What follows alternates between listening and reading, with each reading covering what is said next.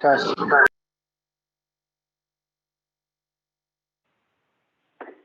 Test. Test.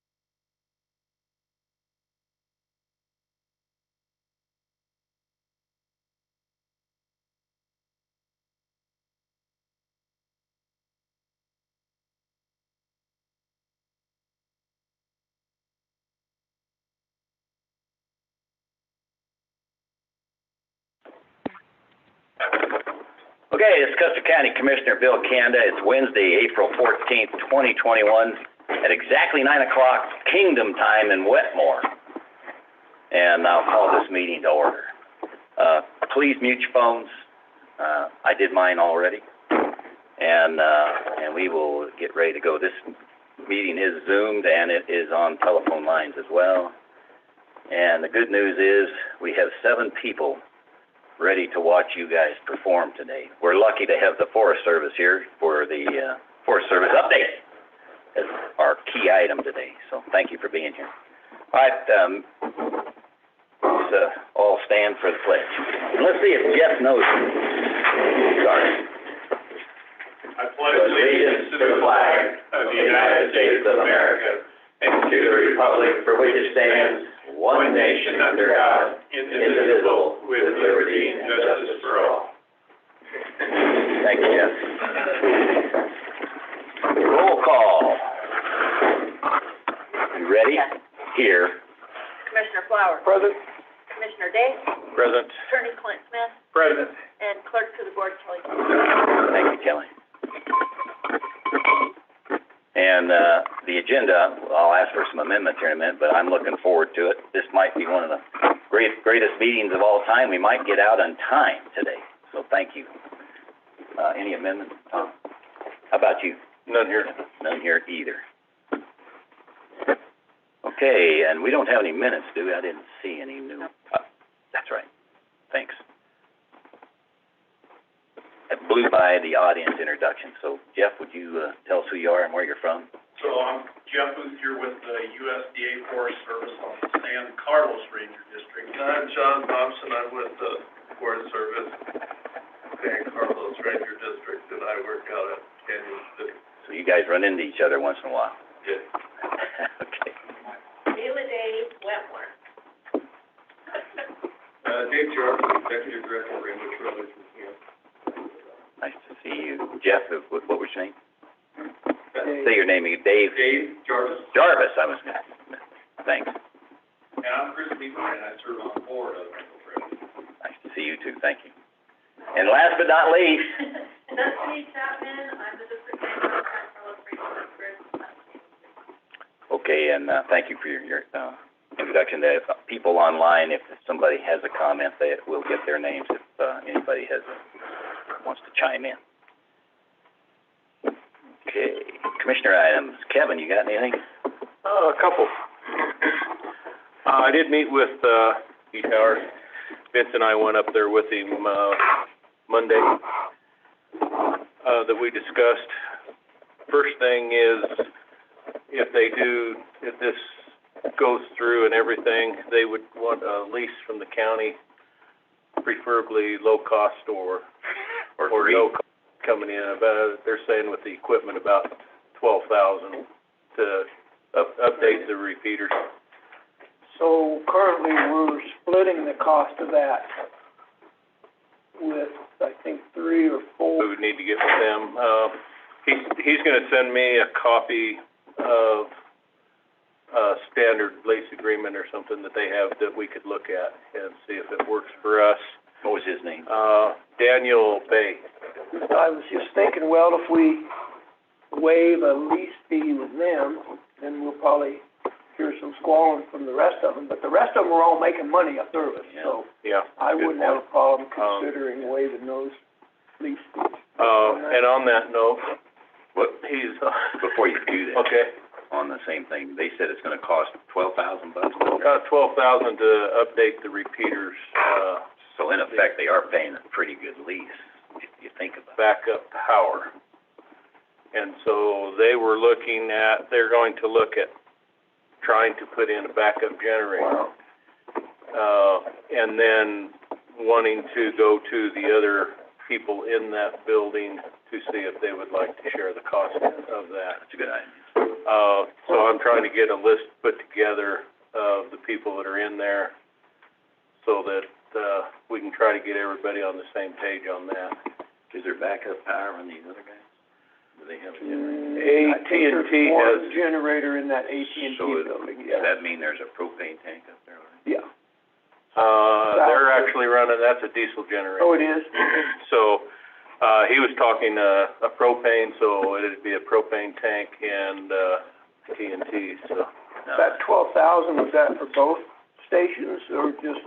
That, I did not get that from him. I'll tell you, that'd be a piece right now, and then if it's together, then we're pleasantly surprised on that. How's that? So he was just speaking for 13. Yes, Chris was not able to make it. He messed up an ankle or something and couldn't make it, but he did not say whether it would be together or separate. Okay. And you said Vince went up with you? Yes. When this takes place as well, all of the coax and everything's laying on top of the ground there. Yeah. And they would want those cables trenched to the smaller towers, with the transmit towers, that's just down off the hill a little bit. Vince did say that, Road and Bridge would probably be able to do the trench work for him. What's some rocky stuff up there? Yeah, it really is. Be a That big whole hill trench. it might end up being a big one, so, he was thinking they might be able to maybe pick up a mini X or something, but he's not sure if that'd even do it up there. So that would be, something that would be going out to get this done. And, then, that's just about it on that right now until I get some more information from them and I get the list of, people that's in the building back to them. After we left there, we had a concern on Road 255, and so we just drove up it a little ways. Randy's out there working on it, and there's some washboarding and some rocks sticking up that need to be covered, but overall, that road looks really good to me. So, just a point of information. A couple of ditches could be pulled just to improve the drainage, but I'm sure you've been up it and stuff, so. But since we were out running around, I thought we'd run up Take a look at it. Yeah. It's a fine road, up to where it gets narrow. And then, Adrian was in contact with me on that EMPG grant that he was looking at as far as the generator for us. The more he looked at it, the more it did not look like it would meet our needs, so, but I just thought I'd bring that up today, just to let you know he was looking at that and, things of that nature. And then, visiting with Laura and Human Services, they've got a leak back in their office, on that roof. So, I actually ended up crawling up on that roof. Oh, that's nasty. Did it hurt it? That's just rolled roofing up there. So, Bring a bucket I thought of we tar might with have you while a you were up rubberized there. membrane up there, but it's just rolled roofing, and I know that you're well aware of it, but, Yeah, need some tars. I just thought, this last snowstorm and stuff, it's coming down and into that drop ceiling and everything there, and so, we may need to think about doing something up there, and I don't know, if you had something in the works yet, Tom, or not. I do not. I'm aware of those issues. We get that water damage downstairs in the basement on that south wall as well, and then on the northeast corner of that basement, we get that water damage down there. And I think, JD says there's one up there on the top floor in that section of the courthouse as well, and that's got rock on top of it, I think, up there. Yeah, it's So- coming up against the corners or something. But that's something we might need to look at moving forward, probably, You're because just it's, a barrel of laughs, aren't you? I'm sorry. Yeah, that's been an issue But, for a long time. that rolled roofing is in really sad shape, Yeah. Yeah. and I'm gonna shut up now. Got any more news? That Last it? time I was done. up there, is when we installed that new HVAC unit, and, I'm probably just gonna have to bite the bullet and try to get that re-roofed. I know, but Forest Service might be able to help. We'll ask you when you get here. What do you have, Tom? Thank you, Mr. Chairman. Just a few things on my calendar. On the 8th of April, I attended a WebEx meeting for Upper Arkansas Water Conservancy District.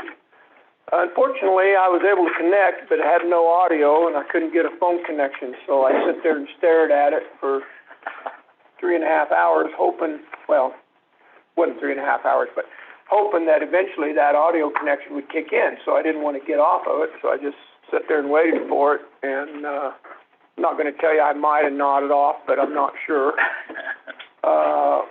And then I thought, well, now we're getting somewhere, because my computer started acting up. Well, hell, they went into executive session and put everybody in a waiting room, and then that was it. So, got nothing to report from the Upper Arkansas Water meeting. Haven't talked to Mike Shields or Bill Donnelly about it, either one, so, nothing there. Later that evening, I did attend the, Zoom meeting for Custer County Kids Council. Stacy and her bunch doing a good job. And then, as we all did on the 9th, attended the special meeting for a discussion about the finance director's salary.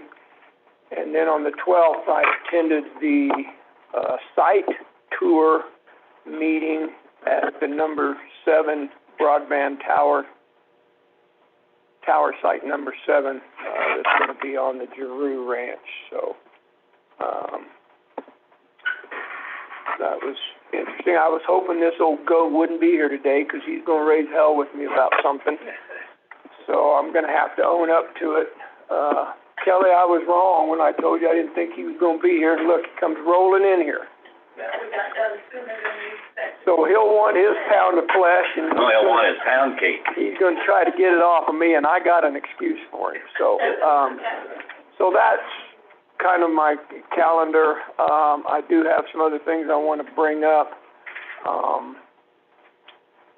And mostly just kind of things that I have felt like we needed to touch base on and see where we're at. I did see the check to All Phase Environmental on Tina's desk, so I mailed that yesterday. There was a note on there that said, please give this to Tina. Well, I'm assuming so she could mail it, so I just mailed it. We should have been done a month ago, but I hope that everything that was in there that was supposed to be. And then I also wanted to let you guys know I did submit the 2-week notice for the short-term rental public hearing yesterday to the paper. So that's been taken care of. Kelly reminded me of that, and I appreciated that, because that kind of had fallen through the cracks. And then I wanted to just generally bring up 4 different items. One, the status of the polling for the proposed Justice Center. And do we know, has Keith Frederick been paid? He was supposed to have been paid a month ago. He was. He was? Yeah. Oh, Sent the check out. It was a check for half, 7 something. okay, It was sitting on Donna's desk for a while, and I found it, or not the check. okay, Asked where it was, and Vernon okay. got it done. And then any action on Carmel and his bunch with this? No, I had a call into him. He's trying to get back to me. Right now, all that I know of, he's working the grant for the USDA grant on it. So I asked him to get together with Bogle and company and get a status on that as well. And then I want to see Carmel and with all and the mayors. And then we need a joint meeting. Working on that. And then where are we at with the vacancy announcement for the assistant finance director? It's I'm willing to do it, I just didn't know. the job description is done. I asked, they finished that up, and I haven't seen it since. Have you seen it? You were working on I that. saw it, Vernon, I went in and looked at it, but did not tell him to post it yet, so my apologies on that. So that would be the next step. Probably I will have him send it out to all 3 of us to look at before we get that posted. And did we go back to the vacancy announcement we used with Kathy's? For the most That's part, where he started. That was the basic starting yes. point? Okay. And then he There put in were a couple of- cross-training on it. There were a couple things, we included cross-training on there, Right. and there's a few duties that they would need to learn with that cross-training that's not part of their normal duties. We did include them, and he was gonna bracket that with, in the absence of the director, or something along those lines. And so I haven't seen the finished draft yet, but, my apologies for not getting that out. No, you have to apologize. No apology necessary, just asking, where we're at. I happened to be on the website the other day, and obviously there's no vacancy announcement posted. Makes sense. Right. And I just thought, oh, I ought to bring that up and find out where we're at, so that's, Thank you, because I lost it. yeah. And then You knew where it was. I had a, email exchange with Christy Doon at DOLA. She responded back about something and then said, that it was her understanding that you were gonna provide her Yeah, I monthly asked, report, And I asked Mullen From for it yesterday, and, I haven't gotten back onto the web, on Okay. the email to find out where it is. yeah. She just said I was under the understanding that Bill was gonna provide a monthly report Yeah. between the time they did the extension and the end of the year. Yeah, and I hadn't forgotten that. Told her I'd bring that up. That's all I have, sir. All right, thanks for bringing that. Okay, a couple quick ones, just from me. We do need to sync up our calendars a little bit. We can do that at the end of the meeting, just to make sure we're got everything like the VSO, interviews and that kind of thing I've been worrying about. It's great to have Braden on board, Braden Wilson. In case you all don't know, that's who we hired as our, finance director. And he's been in a training with a fire hose connected to it. So he's doing really well with Vernon right now, coming up to speed. I talked with Brian Lockhart at length. He's working with the engineers on the landfill, and I want to get them and us together to have an understanding on where the testing and other things are going to be needed for the future landfill as we expand, especially against the land that we have where the shooting range is. We want to make sure it's not interfering. Airport, if y'all want to dial in 783-719-35004, I'll have to verify that. You can get the weather up in West Cliff. It's what you dial into as a pilot to find out what the weather is so you can fly into it. Let me make sure of the number. Yeah, it's 783-3544.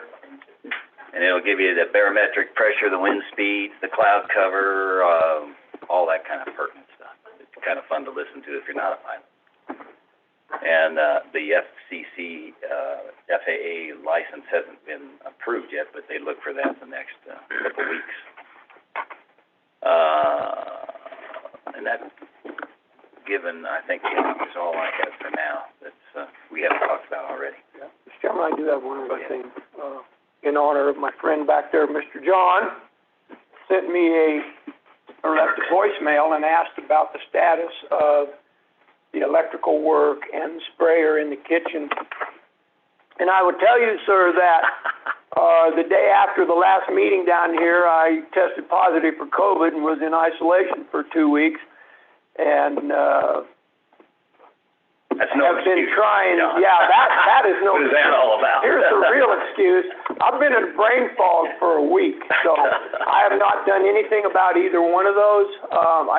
Kelly said she had a name and a number for plumber, right? Or was it electrician? Yeah, we talked about both. So I will work on that and made absolutely no traction to this point. We got this far. That's his. Okay.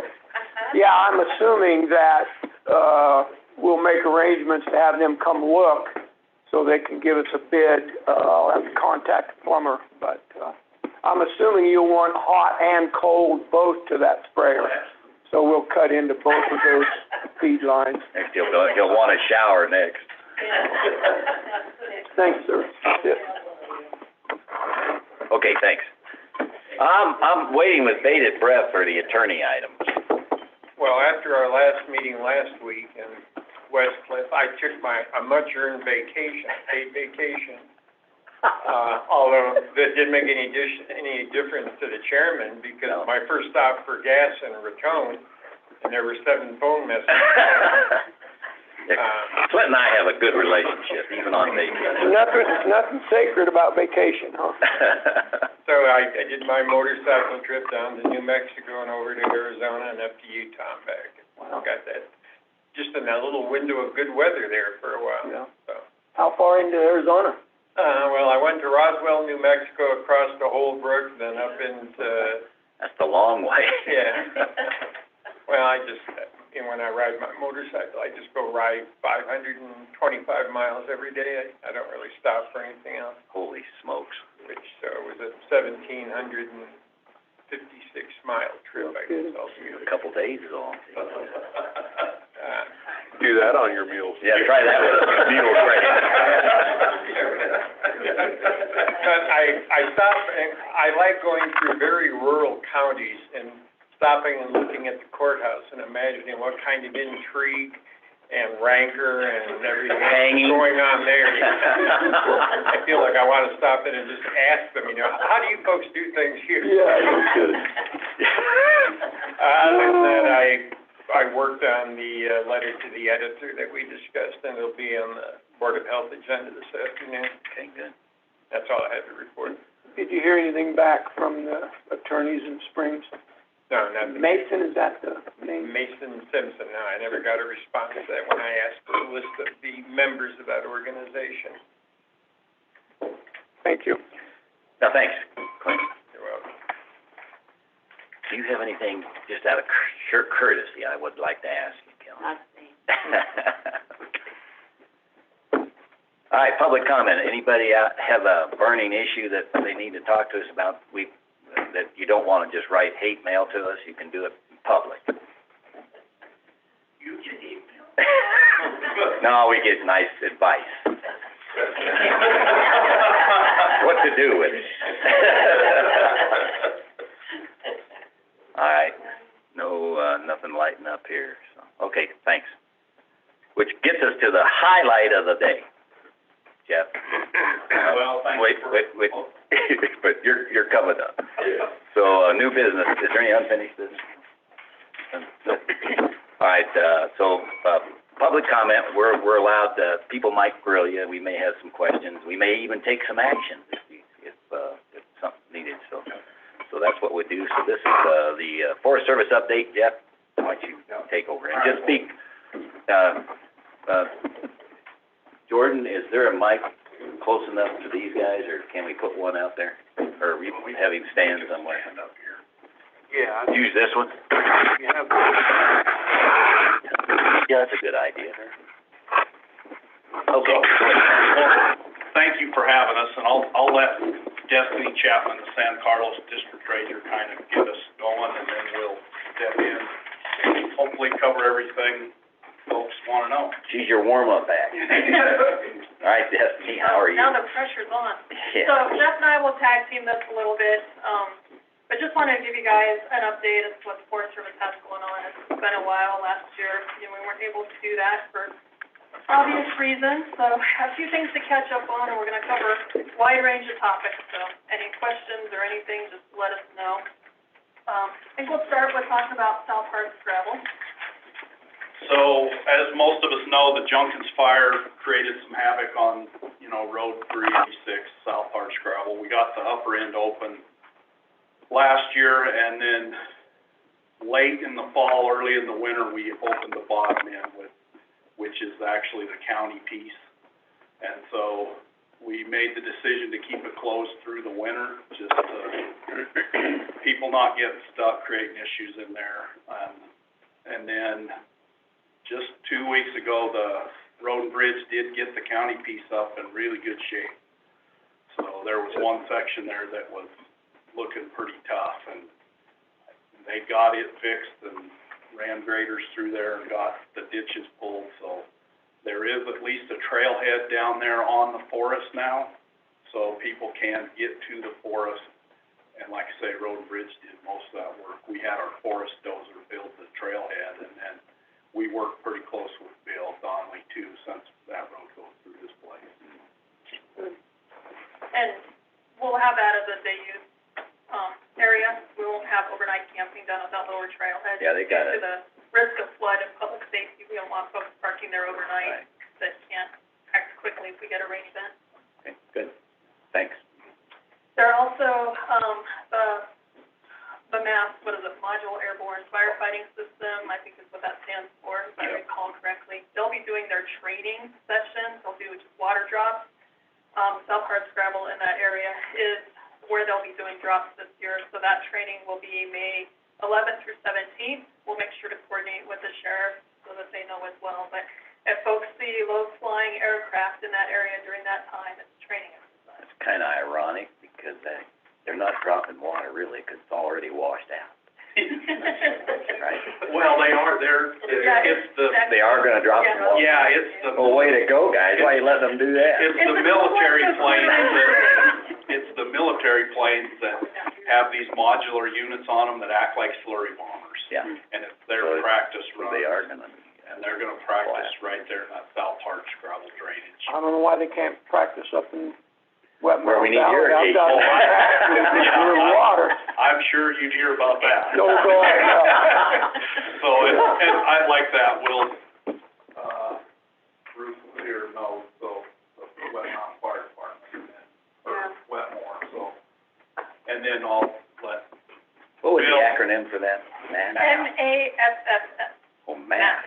MAPS, Modular Airborne Airborne Firefighting System, I think is what It's it is. short for a big airplane dropping Yeah, water. big Yeah. military C-130 type plane. That makes it easier for them to play with the Forest Service Yeah. when they all get together. Exactly. Kinda like when the choppers get delegated their own pond or whatever. Yeah, right. That's true. Great training opportunity.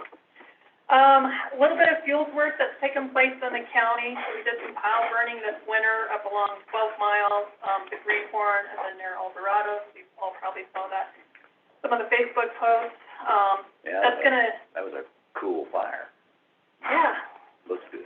Yeah, no, the pile burning went extremely well this year, so, that is something that we'll be doing on an annual basis as we continue to do field mitigation work, so we can expect to see that continue.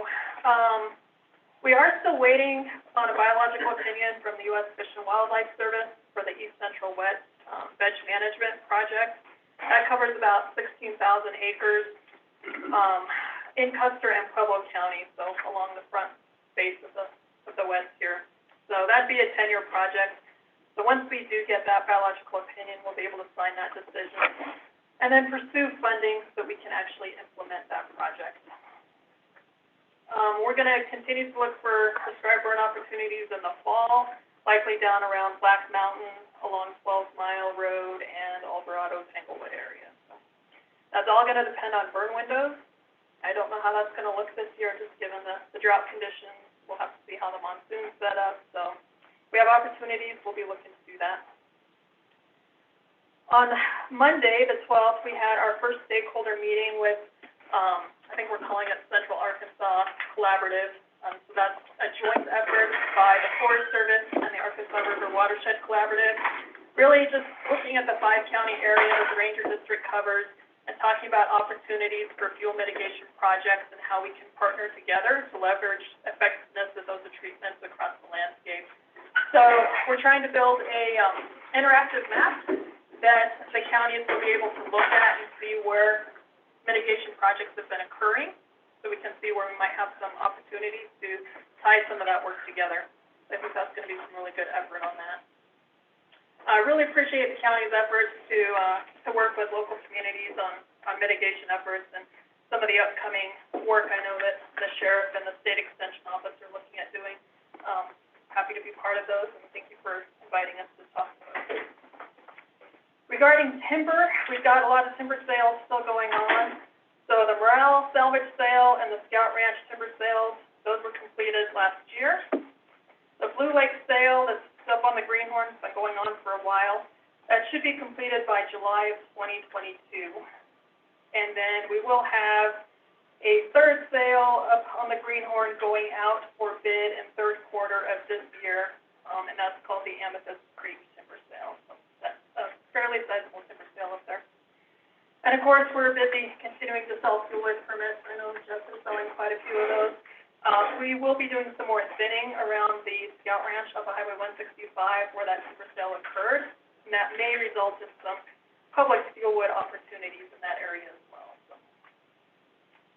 Forest Health, I did include a map in y'all's handout, along with a link, so you can go look at this interactive map and talk about the aerial flight and what the forest health conditions look like. y'all have been out there, you know there's a lot of dead trees. We're still seeing a lot of impact from insects and disease. Expect that we're still gonna continue to see more trees die. That certainly does increase our risk of large wildfires. There's more fuel loading out there now, so, so we're just gonna continue to plug along with these timber sales and look for opportunities to create fuel breaks where we can, so that when we do have a fire, we have more opportunity to have effective suppression efforts. Just a quick question, is that dead timber due to what, mistletoe, beetles, what? Mostly beetles. Yeah, You have there's some, if you get that map, they got like 7 things on there. yeah. There's everything from, the spruce bark beetles, what's noticeable right now on That's top. the bigger one. Yeah, both the the back end of the songgrays, those basins are pretty much over 80% dead from spruce bark beetle, and then the top of the west is an Engelmann spruce is what is affected. But there are plenty of bugs. The tussock moth was in the Doug fir.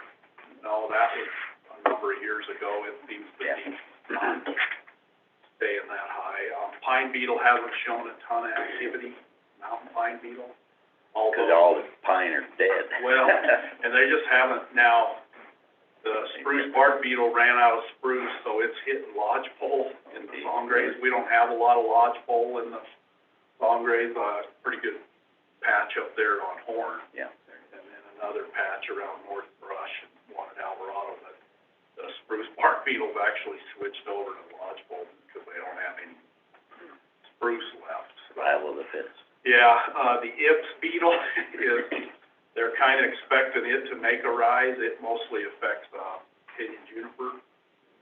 It's coming up out of Yeah, New Mexico. yeah, so Warpino County, you know, just between West Cliff and Gardner's got a pretty good pocket of Ips beetle in it, so. Sounds like, it's a good thing mass is practice. Yeah, that's it, so. I was gonna say, You know, they're out there all the time. It's just Yeah. a cycle, you know, those bugs, they're a native bug, and, you know, with our drought conditions, is probably what created most of this. It stressed all these trees over the last, you know, you wanna say 20, 10, however many years, you know. Some people say we're a little drier since about 97. And, you know, 02 was kind of a brutal year. Sure. So that's probably the main factor in seeing some of the rise on these bugs. Quick question on your thinning, because I've had people ask, do you guys knock them down and they just chuff on them to firewood, or do they cut them down, and what do you do? There's a lot of different ways that we do it. When the public goes by a fuel wood permit, generally, they're cutting down a dead tree, or if a tree's already down, then they Are can they take out marked, the or just firewood. the dead trees, just they go after the dead trees? Anything dead or down. Okay. There is a public fuel wood cutting within a timber sale area, and those areas are generally marked, so folks know that they can't cut in there. The thinning project that we'll have at Scout Ranch likely will end up with a deck of wood for folks to then cut into fuel wood from there, so they won't have to be cutting down those trees. All right, thanks. It varies on the project. All right, thank you. The number of flights they did this year definitely was decreased due to COVID. But if you go to that map and you zoom in on a particular area, it'll tell you exactly what's going on in that pocket. So it provides some really good local information on that. And then I think I'll turn it over to Jeff to talk about recreation stuff. So, we operate our campgrounds under a concessionaire permit, Lake Creek, Alvarado, the kind of the San Isabel complex. That company sold, so we're going through them to get them up and running. It looks like it'll be a pretty easy process. Still planning on opening the campground. Mid-May is generally what we shoot for, you know, seeing how that, and they operate those campgrounds in Custer, Pueblo, and Warpino counties. What's the company? They Well, just it sold. was Rocky Mountain Rec, and now Staying the same. that's the same thing. Yeah. Same name, just different offering? Yeah. Probably the folks on the ground, our campground hosts, and those kind of things are liable to be mostly the same people. Yeah. Yeah, there, if I could interject, the way the program works is the company hires an area manager, so San Carlos has an area manager, and that person is hired, and, they're working on recruiting their staff for the coming summer.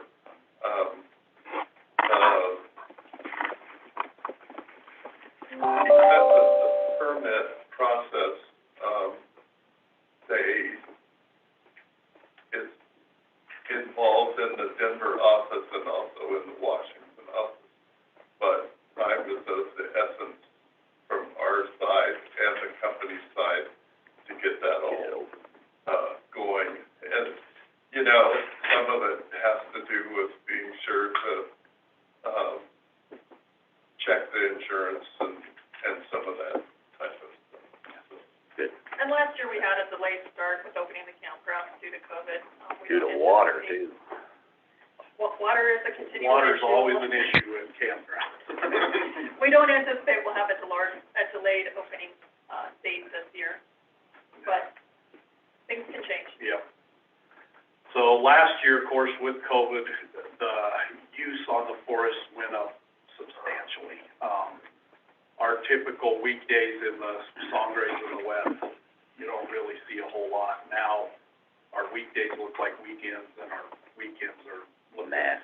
yeah, lots and lots of use, lots and lots of people. So we've been, thinking, how do we handle those kind of uses, It's everything from people getting into fights in the parking lot to what do you do with human waste? That's become an issue.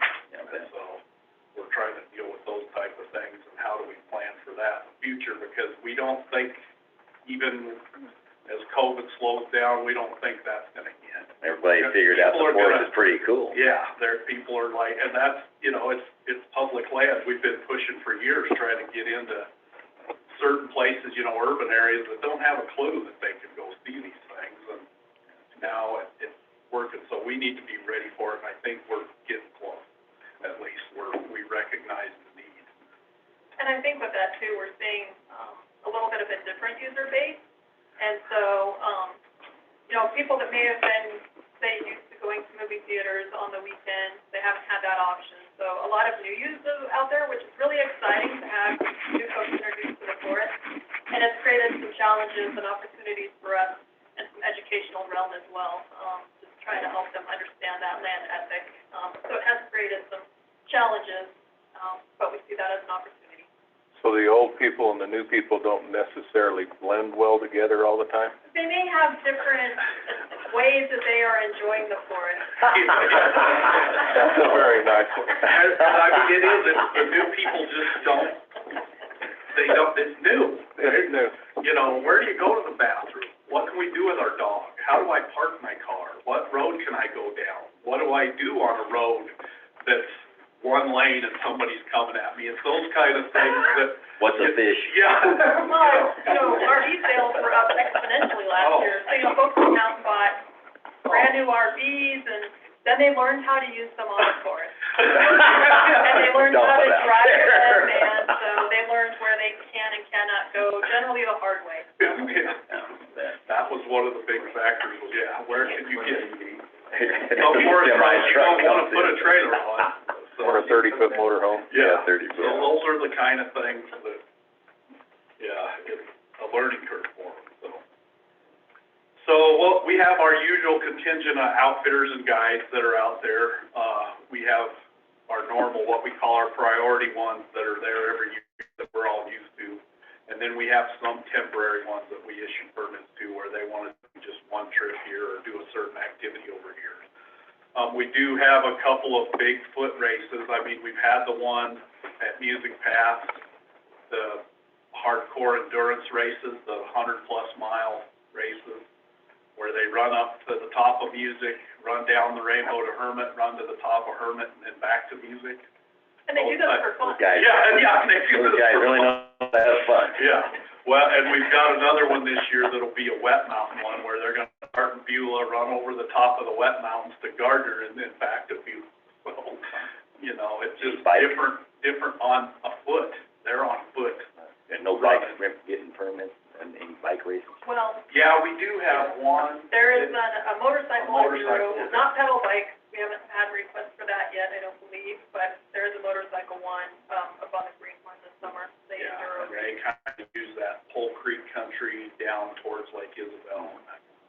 call on existing trails. Yeah. Wow, That would be a return from about 3 years ago, Yeah.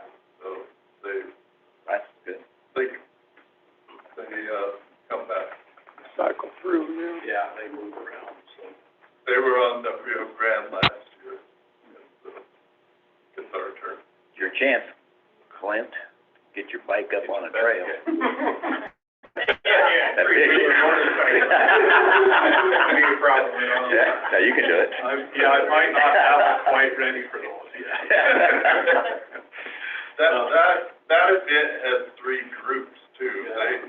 They have like beginner, medium, and where I wouldn't go. And it is a sizable event, I think they're expecting about 300 participants, That's pretty good. but that's not 300 people all on the trail at the same time. Right. It is, sequenced, so, the Greenhorn will be busy, I think that's July 11th, maybe. The Greenhorn will be busy during that time. So, Kurt, that's a word of warning, don't be up there blading in July. And and then we've got some trail maintenance things that haven't happened in the past. We got some money to do some low elevation stuff out here, so the Mile High Youth Corps will be here in September, working on Newland over in Fremont County, and then the Babcock and Mason trails just right here out of Wetmore. I have a question on that. Are you gonna open the trail up that got washed out above the Lutheran camp, north? In that, Our piece is open. We have a dividing line there between us and the Salida Ranger District, and their piece currently out of Coaldale is not open. They're still trying to secure funding and the way to get that fixed. So the piece on the San Carlos, there's just kind of dividing line out there halfway to Coaldale and that. can you get a horse through there? I think I could. I haven't been to it since the fire Really? on their piece. But our piece, you could get down the rainbow to the district boundary. And then you could go quite a ways. It's kind of right there around Big Cotton, which is out of Coaldale. Those drainages right there are what took a beat. Wolf Creek and Bitter Creek. Washed it. Yeah. I had a couple people ask me, they wanted Yeah. horses. Yeah. I bet they could get a horse through, but I haven't looked at it specifically. I know Trails for All, our local West Cliff volunteer group, they were maybe even thinking of talking with Salida about whether you make it to the Volunteer. Yeah. But it's probably an equipment type of thing. They wanna reroute it down on BLM where it's gonna be a whole lot easier to deal with, so that's the plan. They still know about it and they are trying to secure funding there on the Salida side. The other project we'll have is in South Colony. That's of course our highest use basin by far in the Sangres, in the whole San Carlos district probably. So we'll have Colorado Mountain College going in there the end of June to clear the trail, and the Rocky Mountain Field Institute's going in to spend the whole summer with work crews working on those trails. Basically, it's the retaining walls, from about 98 to 2005, we rebuilt all those trails and spent just shy of $1 million trying to rebuild that stuff, and it's real easy to get money to build stuff. It's hard to get money to maintain stuff, but that has finally happened through what's called the Find Your 14ers initiative, and we have a 14ers coordinator in the Forest Service, so we'll have a Sangre stewardship crew in there, getting those retaining walls back, making sure our drainages are all working, we're not, having the erosion problems that we had back in the 90s, so they'll be there all year, and then the Custer Search and Rescue actually goes up a number of times in the winter. Save people. Well, and they go up and they keep the road clear too, so it saves us a Well warned. lot of effort, because they kind of run up there clearing the road a few times a year, just so it can make their mission a little easier. They don't have to worry about trying to clear trees while they're helping folks, yeah, so, they'll do that initial stuff, so folks keep going with the miscellaneous stuff. You'll see of course, the the county gets the PILT money, and those PILT numbers are from 2020. There's one like mine. And then the Secure Rural Schools Act money is a new one. I'm not sure what Custer does, Title I, II, or III anymore, but those monies did come in. That SRS money, we haven't received it yet, we just got notified of it. Okay. We got our 5-year Schedule A agreement, we call it, with the county road and bridge. The draft's done, so hopefully that'll be showing up for one bill, I think, to sign at some point. If the mileage is added to the county on the federal fuel tax, so we get money to maintain those forest roads, that makes sense, if the county's already there. You don't have any new roads, do you? We did, but they weren't new to the system, they were just new on the agreement. The one that comes to mind is right over here in Babcock Hole. We own the easement from the county road in the bottom of the creek up into there, across that little piece of private. Well, since we own the easement, we never paid it. The county maintains it, which is great. But You're welcome. we should add that to the agreement, since it's our easement. I mean, it won't change anything on the ground, at least add on. I don't think we really added anything. No, I think there were a couple like that where the county had been maintaining, but they weren't on the agreement. We made sure to put them on so that you guys get the funding for it. Yeah. But it doesn't change what the county had been doing. Yeah. Okay.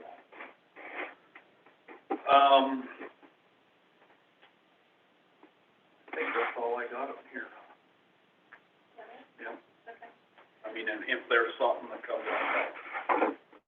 Last topic on here for our update is, proposed land exchange between the Forest Service and the Rainbow Trail Lutheran Camp. So that's why Dave and Chris are here. I was wondering when they were gonna fit in. This is how. So if you gentlemen want to come up, I'm going to talk a little bit about what we're doing, and then they'll get into more detail and be able to answer some specific questions. So we got a proposal from the Rainbow Trail Lutheran Camp to do a land exchange.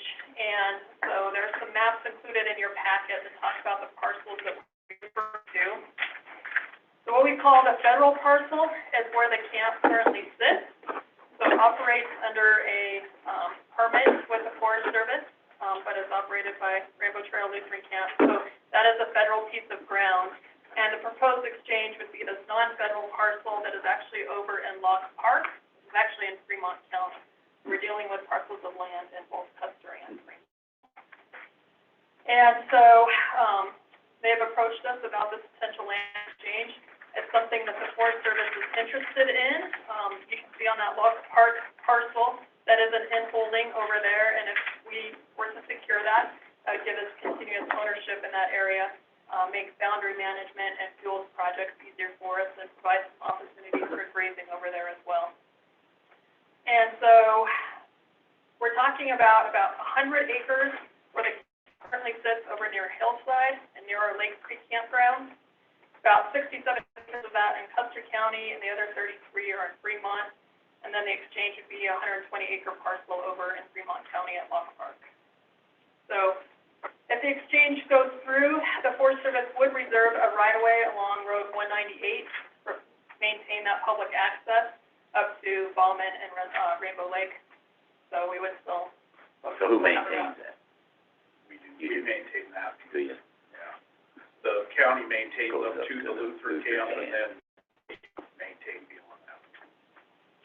So we would maintain that right away. That proposal is currently under review and going through our process.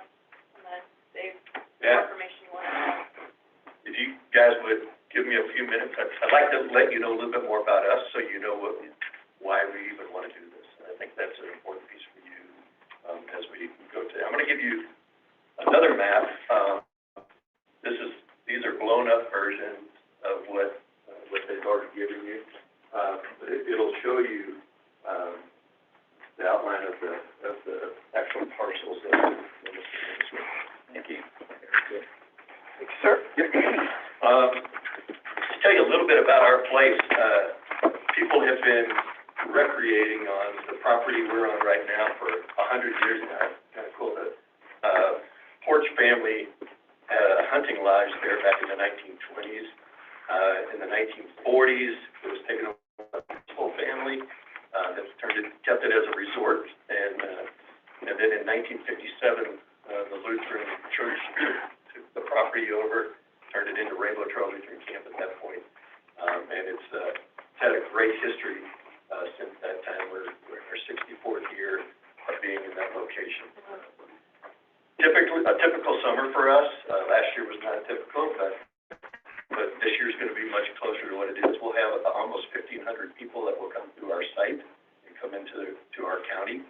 That includes Thanksgiving, that big feast. And that's on too, and that's going to be back. Okay, good. That was a sad day when we had to say, I don't think we can do that this year, but it's already on the agenda. We got people that are volunteers that are ready to be a part of it. And I've had relatives come up we don't ever see. Yeah. They want. You should come with them. It's a great event. We love doing it. So 1,500 people in the summertime, about 2,000 that will be through in the other 9 months during our retreat season. So those are all people that we're bringing in the county.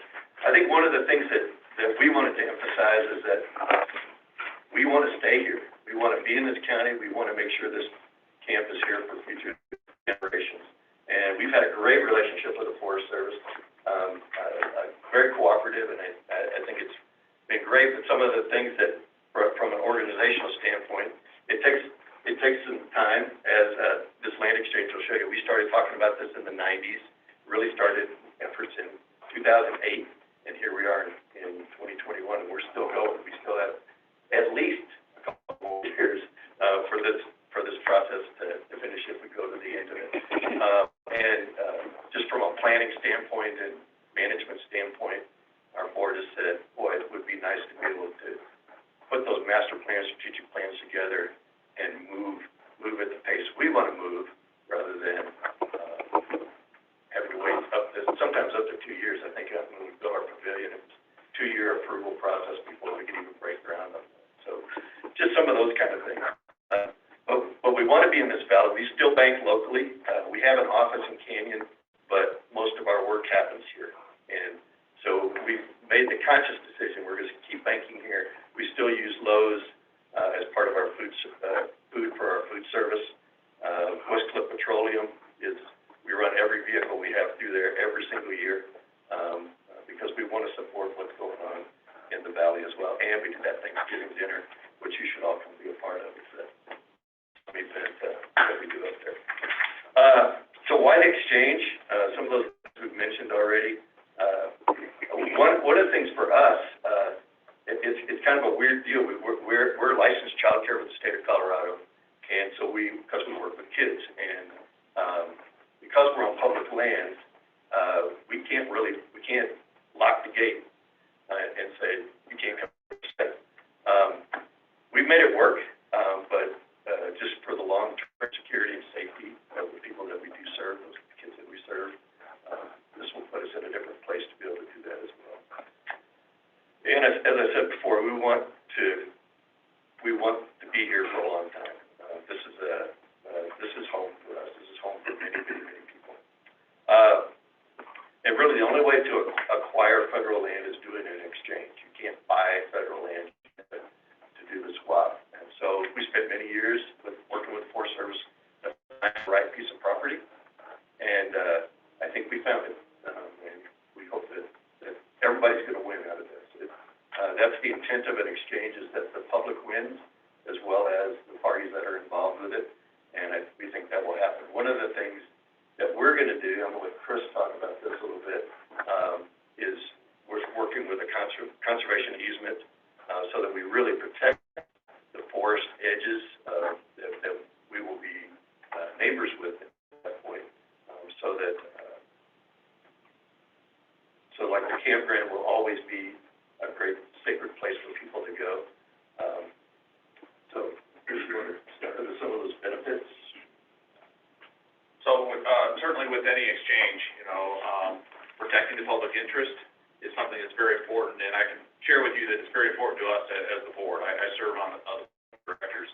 And as David mentioned, conservation easement is one of those pieces. That conservation easement would prevent us from ever subdividing that parcel in the future, because we know that's important, it's been important to the Forest Service. It would also put some limitations on what we can do on that site. Our intent is to continue to use it as a camp, and this would set that up really, for the future, as well as position us to be a good neighbor. The other thing that is very important, and that is, Forest Service Rule 198, and allowing and continuing public access right through the site as it happens today. We know that's important, again, that would continue. And then I think another, public benefit that we've collectively talked about is really just efficiencies from a permitting process, both for us, but as well as for the Forest Service, and yet a lot of that would remain. So those are some of those public benefits really at our site, but that same philosophy has to hold true for the lot parcel, the piece that we own that we would be exchanging. And that piece has significant wetland values and significant wildlife habitat, and it literally is like the donut hole, and it's surrounded by Forest Service. And so we think from environmental reasons, to be able to put that all together with the missing puzzle piece into the puzzle just makes a lot of sense. I think better from a management operation standpoint for the Forest Service. And then again, I think from a management perspective, having that privately owned piece, and how that gets access today right through the Forest Service, to be able to eliminate that and some of the, I know, kind of long-term headaches that have been associated with that, I'll let that kind of sit. But that's clearly a benefit as well. So you all bought Lock? We did. And, on top of Lock Mountain? Yes, we went Real through. pretty there. Yeah, beautiful area. Yes. We looked at a variety of different parcels. We worked with the Forest Service to say what would be of absolute value, and what could be a good fit. And so, we're kind of out in front of that. We've got got money and capital tied up there with the expectation that this is gonna move forward. And, but that's what we needed to do, to get to where we are today, to be able to have. So does that mean we'd be trespassing to go down off of Rainbow into your place? If this change goes through, no, because 198, would be, remain as a public access, public easement right through the heart of the site. So that's okay. Yeah, so we know that's important to the public, it's important to the Forest Service, so we would retain that. Yeah. Because you mentioned locking, you were wanting to protect things, and we're in that way. It implied to me you were gonna shut a gate. Yeah, and that's not the intent. The intent is that we can move a little faster on things that we need to move, and we can look at things from a different perspective. Right now, we're kind of literally locked into this is what we can do. Yeah. And we can't have, you could build another building somewhere and. Yeah, but even within that, within the conservation easement, it's kind of 3 layers. The enterprise zone where everything is built, there's a less traveled area, and then there's that sacred area on the edge that you don't even touch. And will be part of that process that when the exchange happens, that would kick in just about the same time. So it protects everybody and really gives, I think, a better perspective. One last thing I want to touch on, and then we'll see if you have any questions. From a tax standpoint, that's always been a question, how's it gonna affect? Since we're nonprofit, every piece of property involved in this is, we've operated it under a nonprofit status, so there's no tax revenue to lose out of this. The only thing you're gonna lose is 67 acres of federal land that's gonna turn into private land. So you don't lose anything out of this that way. So you wouldn't get that full payment on that Right. 7 acres. And we don't get any tax money. Right. So well, lost to us. Yeah, right.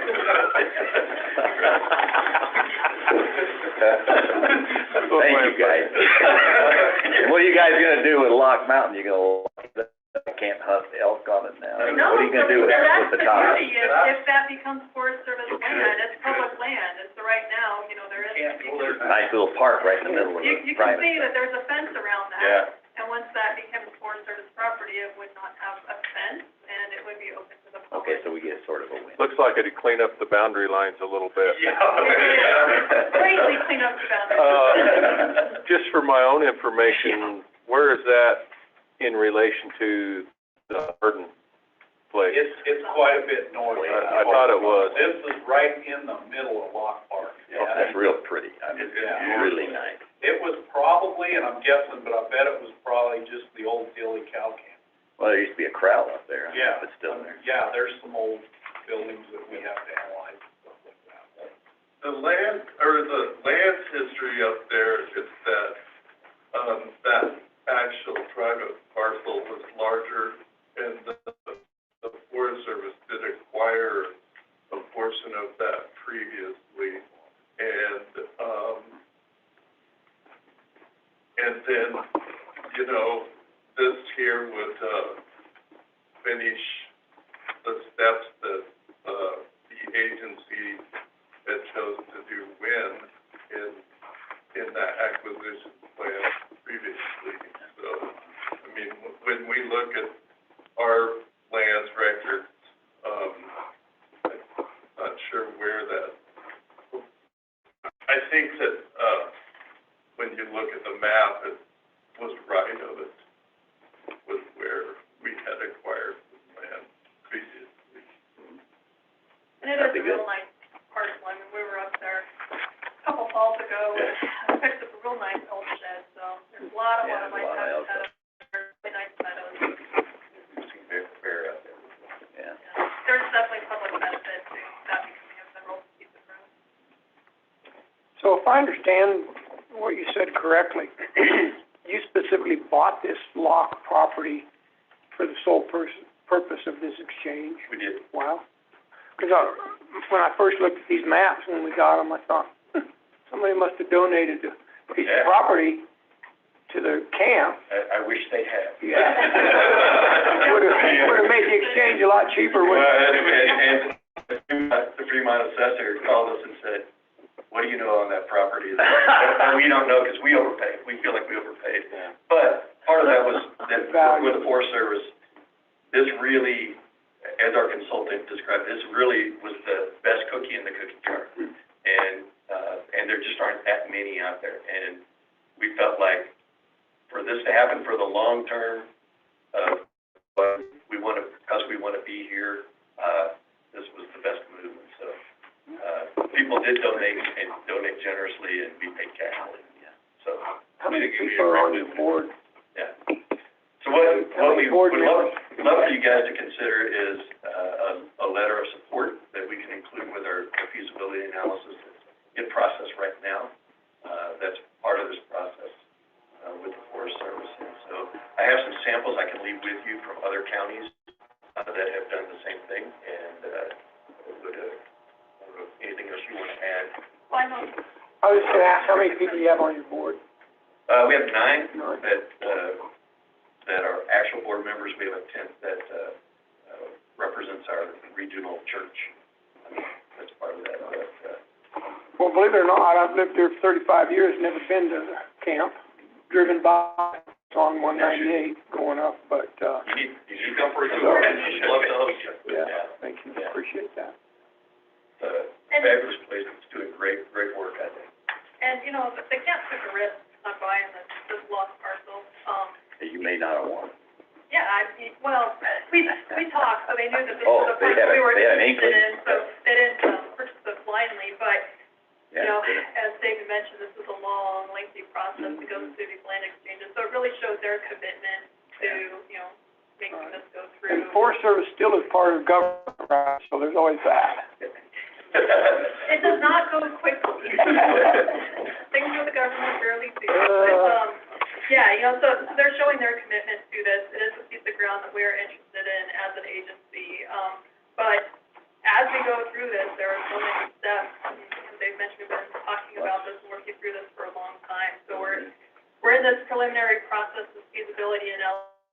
Part of that is making sure that, you know, the stakeholders are supportive of it, because we don't want to go to the next stage where we start doing some public outreach and have the county say, no, we're not willing to go there. There's some boss above you somewhere that just decides can't do it. Yeah, and then, you know, then we do appraisals and make sure that the properties are, you know, of equivalent value, and those sort of things. So, you know, on the map, you'll see some different options about how we could change the size of the non-federal parcel if necessary to make them even out, but, you know, it's still a couple years out on process, but we will make sure we've got some support from the county before we go forward, otherwise, you know, if there's a hiccup, we'd rather. So what really has to happen, since the deal's not complete yet? Oh, no. This is just the first stage, basically. I would say we're at, if I had to guess, like, I don't know, maybe a third of the way through. I mean, we're still early on in the process. The feasibility is happening right now, and then there'll be a decision point that comes out of that, a yes, no, basically. And out of that, there's, then you sign the agreement to initiate, if it's affirmative, then you sign an agreement to initiate the exchange. And then we've got. Then they do the formal appraisal Yeah, and. it's like Have to get a survey done and all that. eight studies that need to be done, it's a couple more years at least. So if I could interject and try to be John's our succinct. So, the Forest Service exchanges, or does land adjustments by value. It doesn't have anything to do with acres. We also have some flexibility to do cash equalization if under the appraisal process. And so there's, Dave heard me say this when he first met me, is that entering the market to purchase a parcel is speculative, you know, to bring it forward to an exchange with the Forest Service. So, the locked parcel is a very, appropriate parcel because of its undeveloped nature and, sole ownership and some other things that, they've already kind of mentioned, the benefits of that parcel.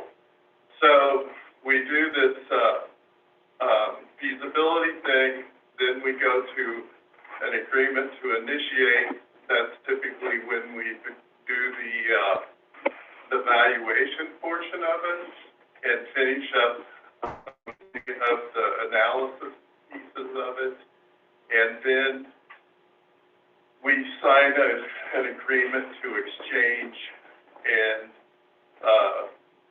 then we draw up their parcel that they receive will be passed it. And then we will go through the various steps of the exchange process. And so it is technically, I mean, some of the ones that I have worked on have been very short, and some of them have been a little bit longer. One of the very important things, though, is to come to your group to say that this group and the Forest Service is considering this exchange. And That's the start of this, then. well, It allows us it's to get the congruent, next step. you know, Yeah. it's, we're still working, but we want you to be well aware very early of what's being considered. And we'll be having the same conversation with Fremont County in a couple weeks, too, so this is all. Other commissioners aren't near as nice as ours. We have pound cake. That's right. Yeah, You let me know what they have. you can get pound cake when you go down there. Well, I would, as commissioner, certainly support, considering, some draft samples of letters that we could look at and, Yes, let us know. I brought those with me today, I okay, can read yeah, them. that'd be great. Whoever's the last person. So what about timing? April, May, on the analysis thing? We meet at the end of the month and then in May. If you get us something in May, I think that would be great. You know, we certainly want the letter to be able to write up to our regional office, and I think that we can still move forward in our process, knowing that there's general support, and of course, we'll have the letter to document that. But, yeah, I think May would I'd recommend we put it on the May 4th consideration of letter of support for Rainbow Trail Mission Camp. What was your date, sir? May 4th. May 4th. Yeah, I don't see a problem with that. I think my ears were turned down or something like that. May 4th. Thank you very much. Give us the samples and, Who's the best to give you the sample? yeah, let me have them and I'll, make copies. Pass them out here so we can talk Thank you, about it. gentlemen. Thank you. Yeah, thank Any you guys. questions, Rob? Yes, actually, I do have a couple. Thank you. And I think Jeff probably knows this question's coming. In my previous life, I was on Road and Bridge, and we'd had numerous discussions about possible gravel pits on the Greenhorn. I didn't know if anybody knew of any progress being made on that or not. I can talk about that. So, He's a creator. Right here. we had on our project list for fiscal year 21, to look at doing some analysis for gravel pits on the Greenhorn and some other places around the district. I've actually pulled that off the project list because there's some other higher priority things that we have on. But I haven't pulled it off permanently. We're just deferring it to looking at in FY 22. Okay, and I bring that up because, you know, when we're up there, well, I say we, I'm still there, I guess. We're hauling off of 78 over there on 12 Mile. By the time you hit, the Gardner Divide up there at the Four Corners, you can drive hard all day long on a 10-hour day, and you get 4 loads of gravel. And that's where we quit hauling, because we just, you can't do it. No, understood. So, There's definitely a need, and recognize that, and we're trying to balance all of our priority stuff and our staffing limitations and, Well, share definitely, personnel across the unit, but it is something that definitely is on our radar. And you say there's a need and he has a want, why do you keep putting it off? Let's just decide to deal with it this year. Is that all right? Can you give me He said we were about nice, 10 but more sometimes we draw the line. so, and then I kind of fell out of the loop, but I know, you guys were going to, there's something in the works as far as doing a little bit of work on this lower end in Ophir. Oh, that extra, yeah, that's, I've got, our engineer is talking with Gary, your road and bridge. In the event, we didn't know what he was talking about. Okay, Bigger turnaround. because we've got a lot of log trucks coming off the Ophir Road. The Ophir Road is on the Custer Schedule A, that you guys maintain it once a year. They're not. Yeah, and it needs it, and so when you do it, it's great, but we probably need more. Yeah. So we've started setting aside money to upgrade that road. Log trucks roll every year on that, coming off of there from the Four Corners up at the pass, kinda down through those switchbacks. So our engineers have an extra set of money, and we went first and said, can you do this work, and do you want this money? So our engineer and Gary are working together to see if that's a possibility. And he texted me last night, said he was talking with Gary. Okay. I think, I just assume you guys are the most familiar with that road, so, you know, I know in the past we've used other contractors to haul road base up there, but that first section would be the switchbacks just before the top, that's the problem piece. We've kind of broken it into some sections where hopefully we can work on jumps more than the normal, just run up and do the regular maintenance. That gravel you hauled up there by just the other side of Burris Yeah, was good stuff. yeah. That was nice. So we're looking, there's Do you have a possibilities. deadline on that of some kind? You can care when it gets done? Well, that's, and we make it done by the 4th of July. You know? But I'm sure you guys have. With that motorcycle. You know, and that's the stuff, you know, we'll work through all that with Gary if he thinks he can get it and that kind of stuff, so. There's some opportunity to widen the road in some areas, because, you know, It's just, there should be room for 2 vehicles to pass, and there are places where that doesn't happen, and then we get, some of our new users, and some of our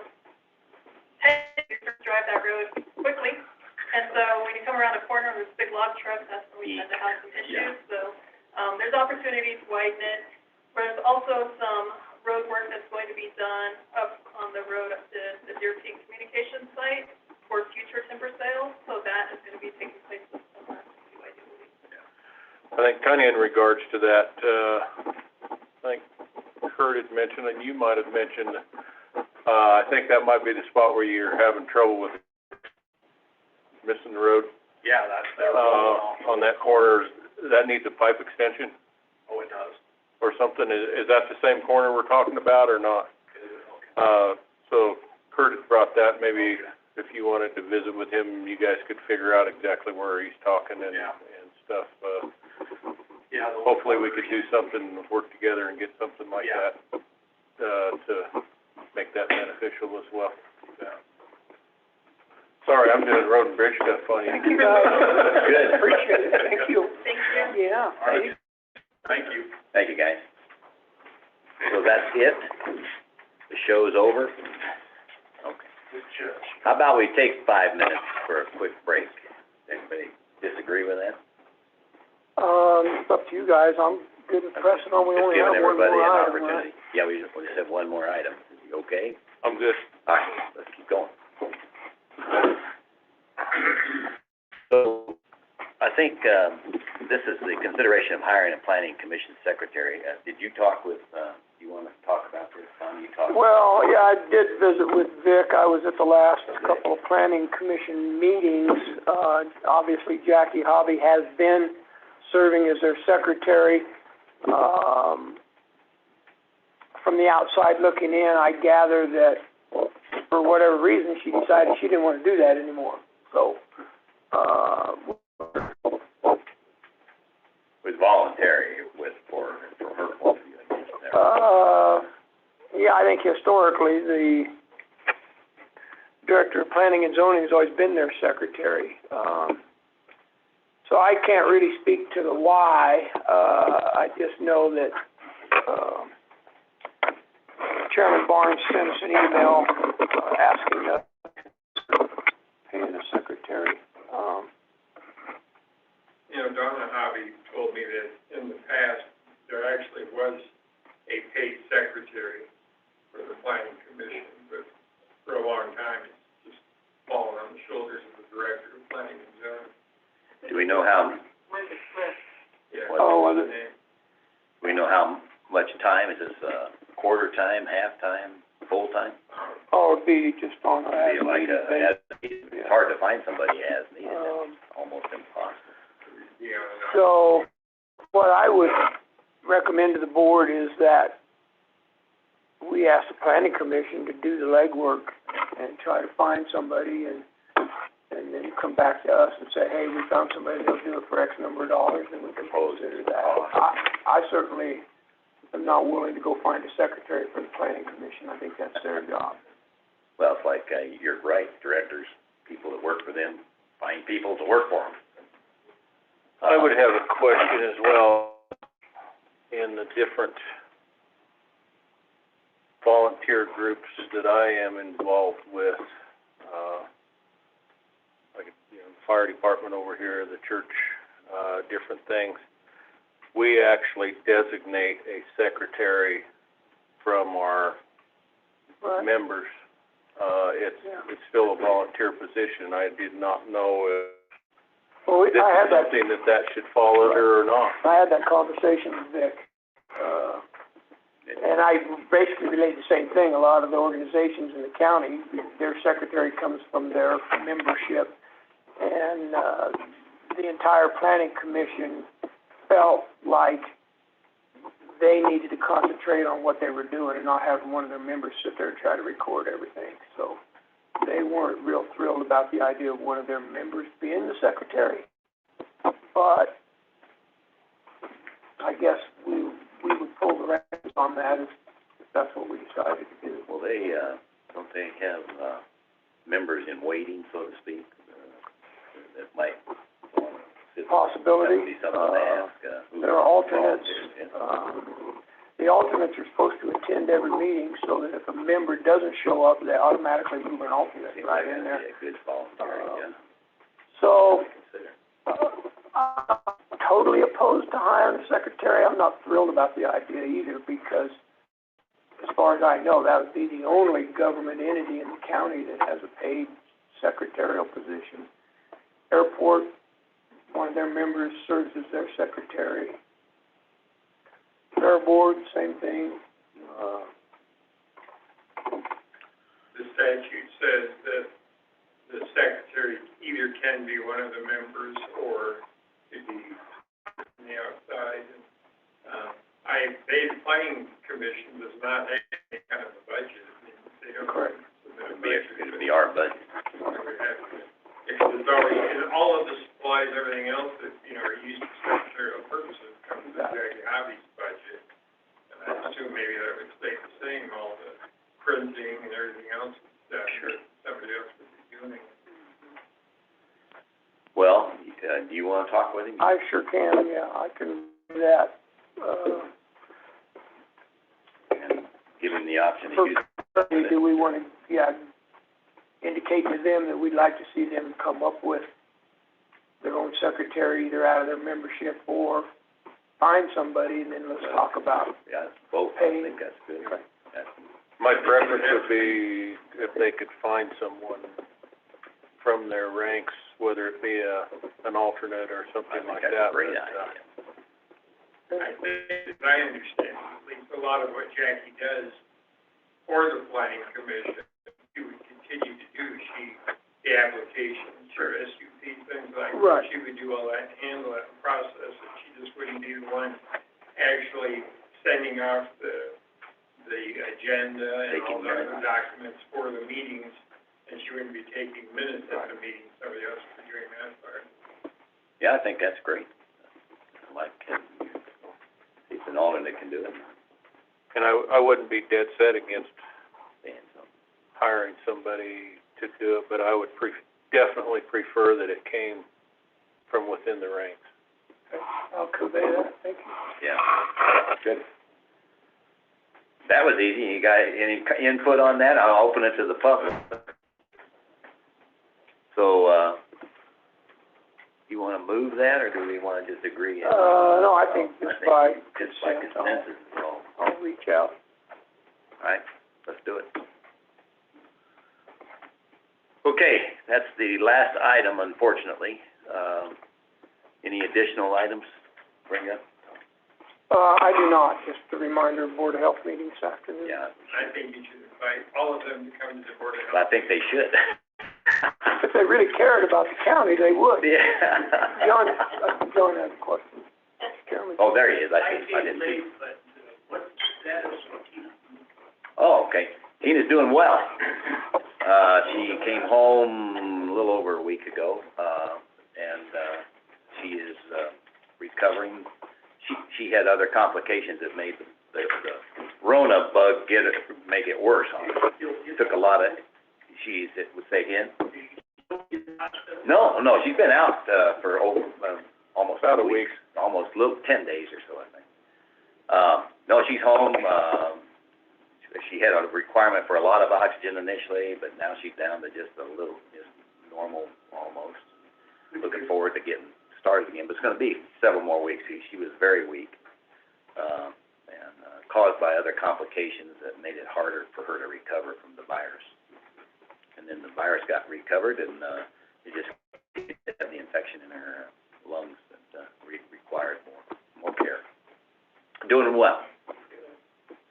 A comment, if I may, sir, mostly directed at our esteemed attorney sitting over there. We had done some research about the legalities concerning the HIPAA laws, and I just found a tidbit about HIPAA. There are entities that are immune to abiding by the HIPAA laws. And believe it or not, local county governments and schools, educational facilities are exempt from having to worry about HIPAA laws. So it's well within the law for us to talk about one of our employees and their health. Now, whether it's appropriate or not, that would be something we have to decide. Depends on what the issue is. But everybody screams, oh, that's against HIPAA law. Well, when Clinton searched it, HIPAA law is not real clear, is it? No, and I do remember seeing that. Yeah. Counties So- pretty much can go their own Right. way on that, so. And, I forget the acronym, I've looked it up before, but I looked it up, day before yesterday. HIPAA really deals with insurance. It has nothing to do with your health and my health and the information. It is a privacy thing, but it really stays in the insurance industry, not from the health industry. I thought that was kind of interesting, so. Anyway, I just wanted to fill that out, Clint. Thank you, sir. I wasted an hour researching HIPAA laws before I realized. Yeah, let's try to get It's it. in Africa. That's exactly why we don't pay you any more than we do. So it's 1,700 miles, 2-day trip. And I think in a situation like this, where, everybody knows everybody and everybody is concerned, everybody knows the information already anyhow, so it's something where if they have a concern, I think it's good that we can address it and just like here, give an update, that she is recovering on it. That's the kind of update I like to give. Yeah. I don't wanna give the other kind, so. Health Insurance Portability and Accountability Act. Or like math. Any other questions?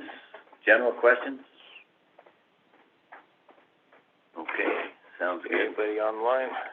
Is there anybody online? I don't think so.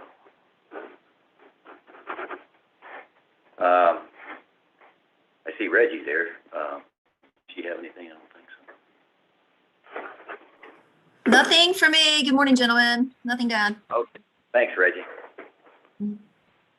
I would move to adjourn. I would second that. It's been moved and seconded to adjourn. Any discussion on that?